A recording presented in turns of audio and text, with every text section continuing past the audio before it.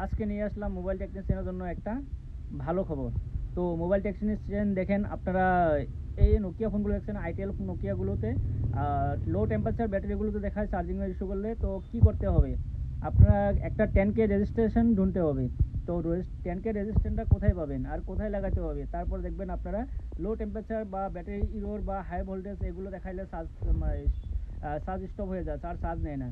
তো সবাই একটু দেখে, আমার যারা যারা প্রিয় আছে তারা একটু দেখেন আমি কিভাবে কাজ করি, কিভাবে মোবাইল একটা কিপ্যাড হোক বা আপনার অ্যান্ড্রয়েড হোক আমি কিভাবে কাজ করি। এই দেখছেন, এই ব্যাটারি কানেক্টর দুটো আছে, এই দুটার মাঝে দিকে 3 নম্বর আর 2 নম্বর, এই 3 নম্বর আর 2 নম্বর একটা 10K রেজিস্ট্যান্স জুড়তে হবে। তো 10K রেজিস্ট্যান্স কোথায় পাবেন, স্যামসাং বডি নিয়ে নেবেন, স্যামসাং গুরু এগুলো থেকে শর্ট আপনার এক এক করে বিস্তারিত ঢুনতে হবে। তো বিস্তারিত নিতে হবে।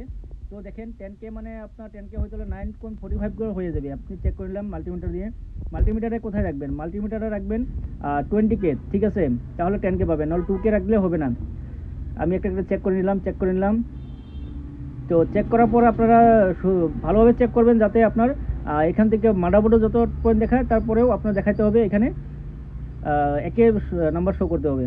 এই দেখেন আপনারা সবসময় যদি 10K রেজিস্ট্যান্ট যদি আপনারা খুঁজে পাচ্ছেন না, তাহলে খুঁজে পাওয়ার জন্য আপনার 20K আপনার সেট করবেন। মাল্টিমিটারটা সেট করে আপনারা এক এক করে আপনার দেখবেন কালো কালো থাকবে, ঠিক আছে, একদম কালো, পিছন দিকে সাদা থাকবে আর উপর দিকে কালো। তো আমি চেক করে নিলাম, চেক করে দেখলাম তো কোনখানে আছে। তো আমি আগের থেকে একটু জানা ছিল কোনখানে থাকে। তো স্যামসাং গ্রুপ থেকে আপনার এটা বের করা অনেক সুবিধা। আমি বের করে নিলাম। এখন দেখবো আগে 9.45 ভোল্টেজ দেখাইছিল, এখন কত আছে। এখন দেখেন এই নিচে খুলে আনার পরেও দেখেন আপনার চোখে মনে দেখতে পারবেন না, এটা মাইক্রোস্কোপে দেখতে হবে, আপনারা দেখতে পারবেন না, যারা নতুন দেখছেন তারা দেখতে পারেন, কিন্তু বুঝতে পারবেন কোথায় লাগাতে হবে। 10K রেজিস্ট্রেশন দেখলাম, তা এটা ঠিক আছে, এটা লাগাই দিলে আপনার চার্জটা প্রপারলি হয়ে গেলো। এখন আমার কাজ হলো আমি এটা কোনখানে লাগাবো।